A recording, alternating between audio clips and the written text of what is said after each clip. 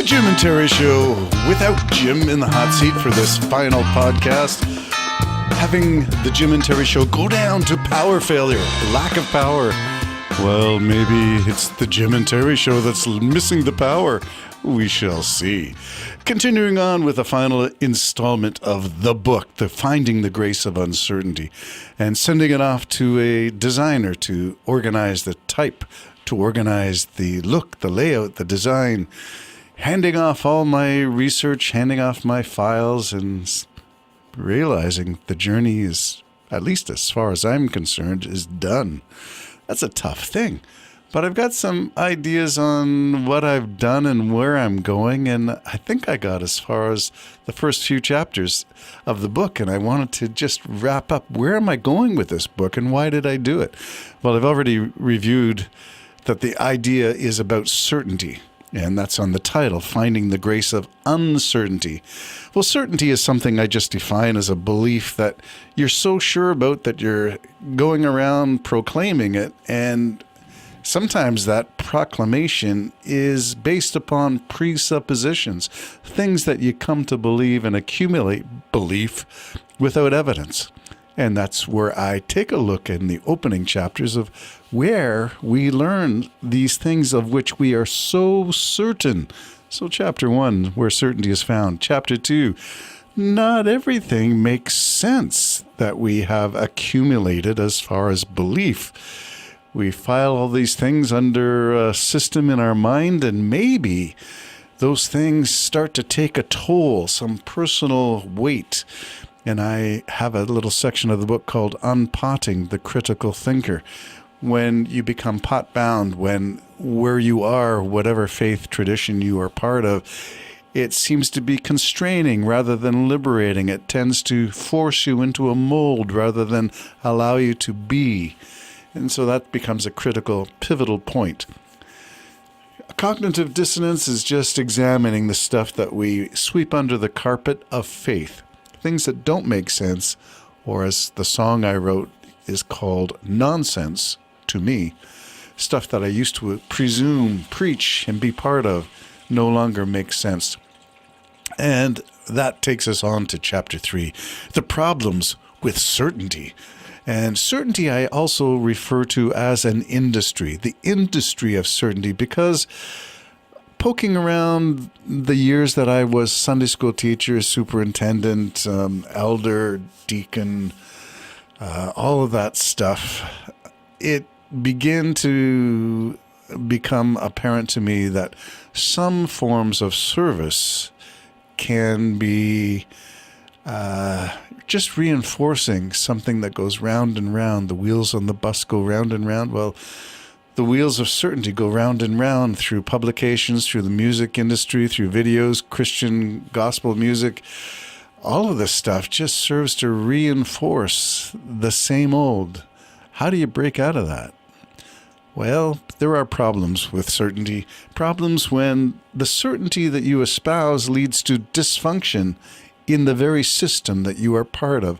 And whether that is the fall from grace of a number of Christian leaders over the years, especially ones that we've come to look up for. How about the ones where Franklin Graham gives Trump a mulligan for sexual misconduct, sexual abuse, that grab him by the What? Yeah, so we look at, I poke around the problems of maintaining that certainty is compatible with mulligans, that kind of stuff.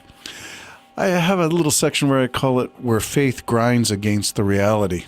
Reality is just what you experience based on their five senses. And when faith, which is not based upon your five senses, grinds against what you see, what you hear, what you experience, what are you left with? And I have a section later on that I call Feelings, Nothing More Than Feelings. Well, if that is the basis of faith, that's pretty tenuous stuff, a pretty tenuous grip on reality. One of the pivotal chapters is called Life is Messy and Sometimes Loud, and it's really analyzing my encounters with people of faith in my post-faith journey. And where I encounter people, it's not always it's not always smooth. Is that a polite way of saying it? Instead, it's messy. Sometimes the friction is loud, as in argumentative, as in raise your voice and make your point, because raising your voice, of course, convinces people that you are right. Nah, not so much. And the pivotal point in my own journey is when you find that science and epistemology really lead you in a direction that is not compatible with faith.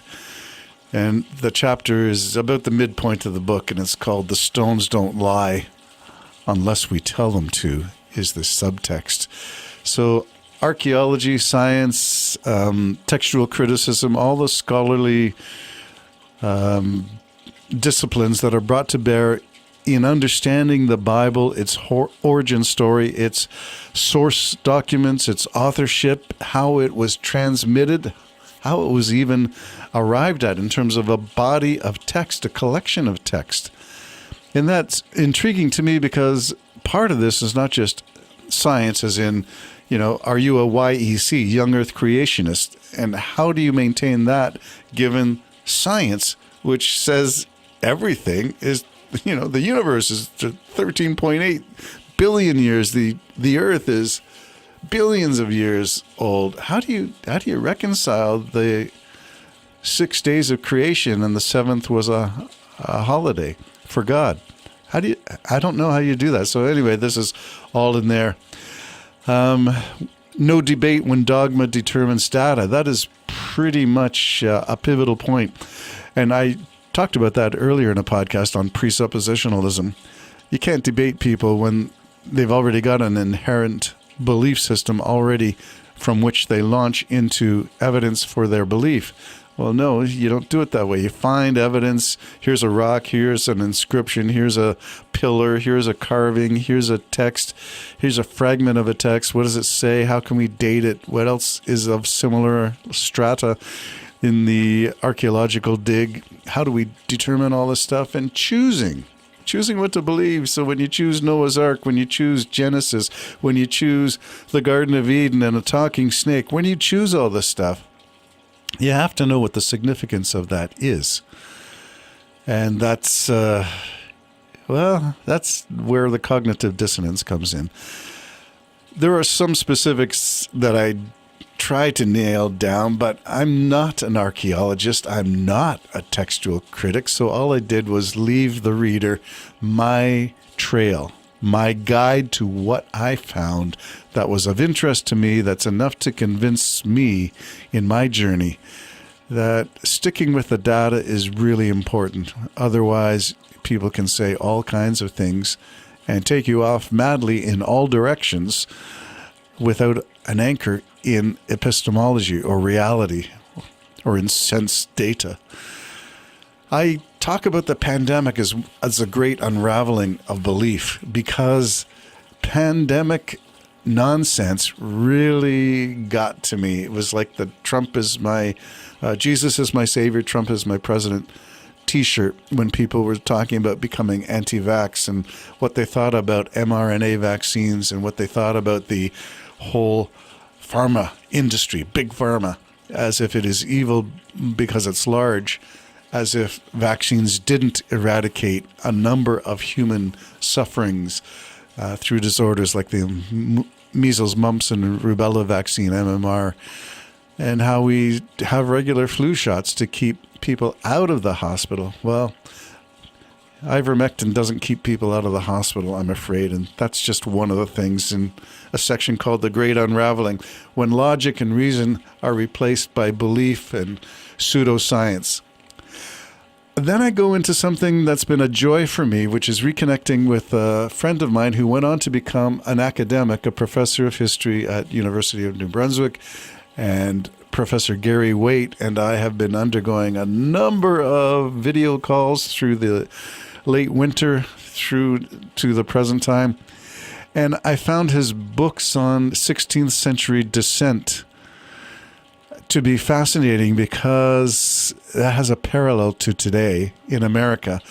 And the section is called The Business of Making Monsters. When you otherize, when you put targets on people, and I've spoken about this in other podcasts, that you are not doing the will of God that you claim you are doing when you put people down.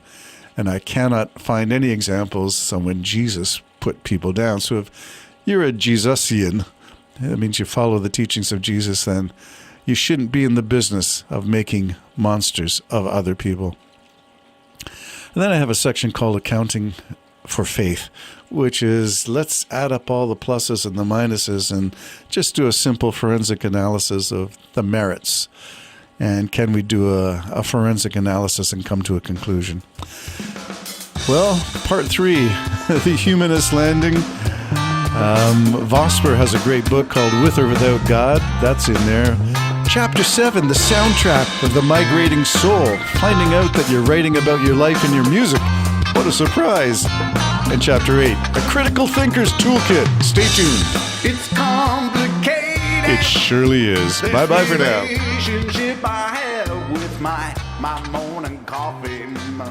It's from the way that I